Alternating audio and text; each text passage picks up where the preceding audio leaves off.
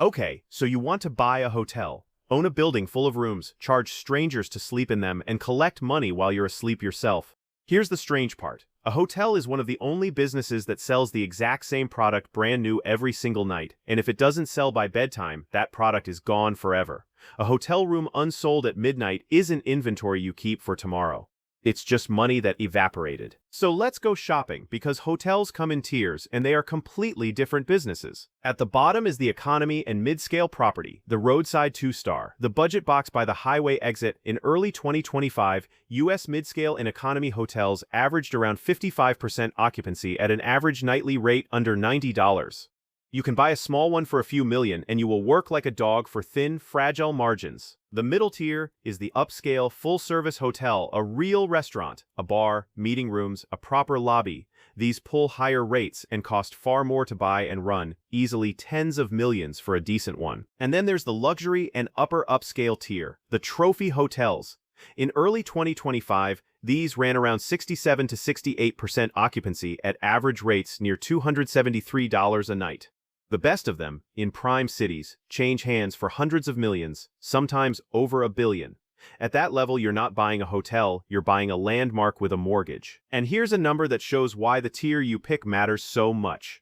In 2025, guest spending across the U.S. hotel industry was projected to hit a record of around $777 billion. That's a colossal river of money, but it does not flow evenly.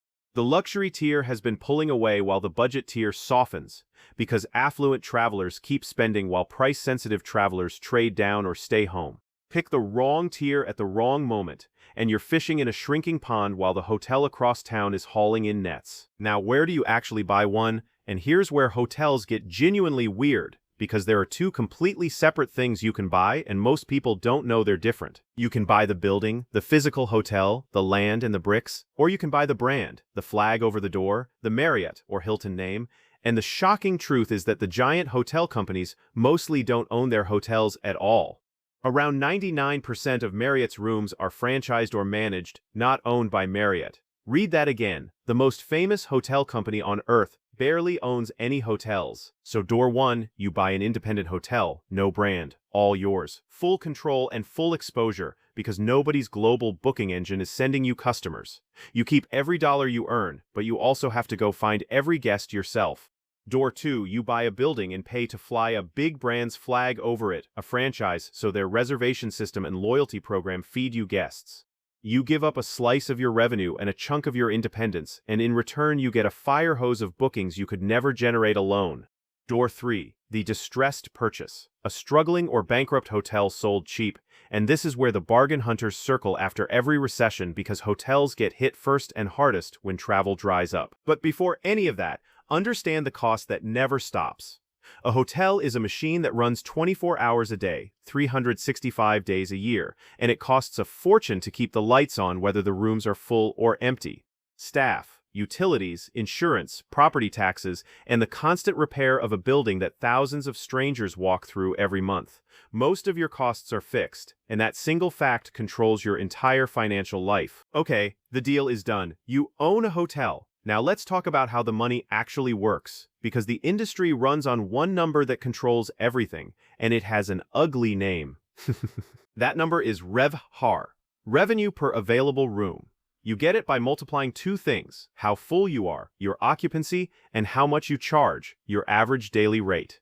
Fill 60% of your rooms at an average of $170 a night, and your RevPAR is $102. In 2025, the average U.S. hotel ran around 63% occupancy, an average rate of about $162, and a RevPAR just under $103. Now here's why RevPAR rules your life. Because most of your costs are fixed. Every additional room you sell is almost pure profit. The lights, the front desk, the mortgage, and the insurance are already paid whether that room sells or not. So once you cover your fixed costs, the money from each extra booking drops almost straight to the bottom line. Cleaning one more room costs you a few dollars. Selling it earns you $170. That's the magic of the business, and it runs in reverse just as hard, because an empty room still costs you everything except the cleaning. Think of a hotel like an airplane. The flight is leaving at the same cost whether it's full or half empty, so every seat you fail to sell before takeoff is money that can never be recovered. A hotel takes off every night at midnight, and rooms aren't your only shot at each guest. A good hotel squeezes more out of every booking through everything around the room: the restaurant, the bar, the spa, parking, the conference hall, the wedding in the ballroom. The industry even has a metric for total guest spend beyond the bed, because a guest who checks in, eats dinner, drinks at the bar, and books the meeting room is worth several times the guest who just sleeps and leaves. At the luxury end, this ancillary spending can rival the room revenue itself, but it comes with its own costs and staff, and in a soft economy, the add-on spending is the first thing guests cut, so it props you up in good years and disappears exactly when you need it most. So if you fill the plane, you win big, and if you fly it half empty, you bleed. Which raises the real question: who fills your rooms, and what do they charge you for the favor? This is where the modern hotel business gets brutal. Most guests no longer walk up to your desk. They book online, and the online travel agencies, Booking.com, Expedia, and the rest, take a commission of roughly 15 to 25% on every reservation they send you. You need those bookings, so you pay, and a fifth of your room's price can vanish before the guest even arrives.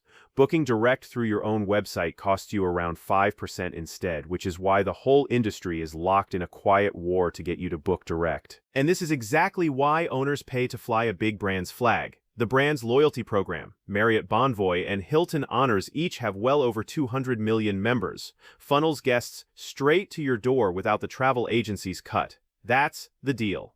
The brand feeds you customers, and in return you pay them. Here's what you pay: a franchise fee of roughly 5% of your room revenue, plus a management fee of around 3% if they run it for you, plus contributions to their marketing and loyalty and reservation programs on top.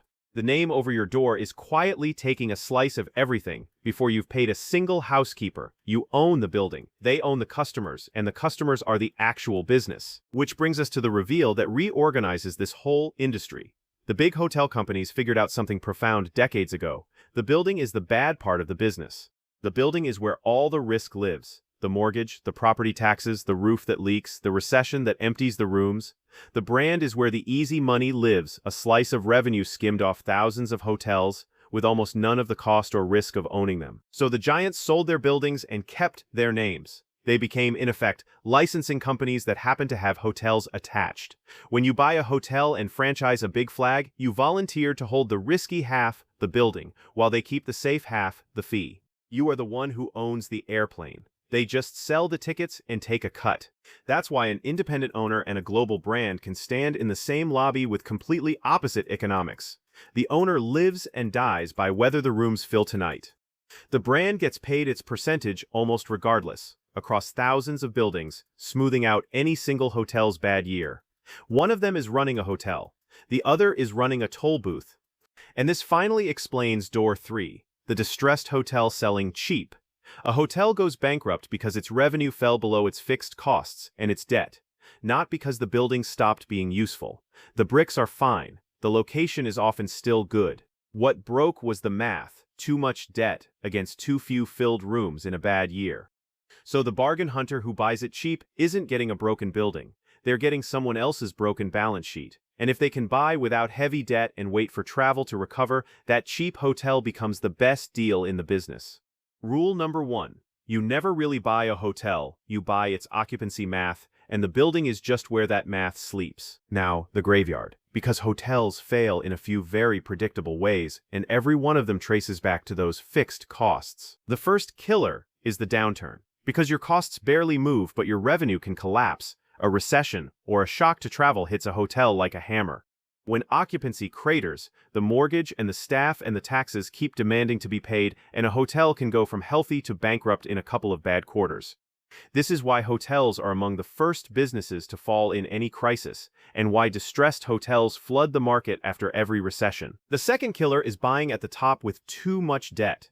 Hotels are usually bought with big loans, and the loan doesn't care that a pandemic arrived or that a new competitor opened across the street. An owner who paid a premium price and financed it heavily has almost no cushion, so the moment RevPAR dips, the debt payments swallow everything, and even a good hotel with a bad balance sheet dies. The third killer is the slow one, the tired building. A hotel is judged every single night by guests with phones and star ratings, and a property that stops reinvesting, worn carpets, dated rooms, a lobby stuck in the wrong decade, watches its reviews slide, its rates fall, and its best customers quietly book the newer place down the road. In this business, standing still is the same as sinking, and this is education, not financial advice.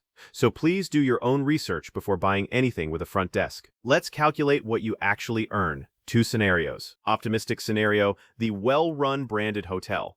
You bought a solid 150-room property for, say, $25 million. You run strong occupancy at a healthy rate, your RevPAR holds up, and after all your operating costs, you keep a gross operating profit that, for well-managed hotels, can land somewhere in the 30 to 40% range of revenue.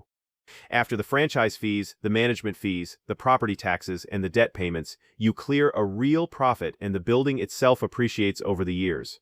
A genuinely good business, when the cycle is kind. Realistic messy scenario, the top of the market buy. You paid a premium price, financed most of it, and then travel softened. Your occupancy slipped a few points, and because your costs are fixed, that small dip in RevPAR cut deep into your profit. The travel agencies took their fifth of every booking. The brand took its cut on top. Labor costs rose because hotels compete for the same scarce workers as every restaurant in town, and one major repair blew a hole in your year. Now the debt payment is eating everything, and you're pouring your own cash in just to keep the doors open, praying next season fills the plane. Same building, same beds, completely different life, decided by the price you paid and the debt you carried. So here's the honest truth about owning a hotel. You are buying a machine with enormous fixed costs that sells a product which expires at midnight in an industry where the most powerful players deliberately sold their buildings to escape the very risk you just signed up for. The building is the hard part.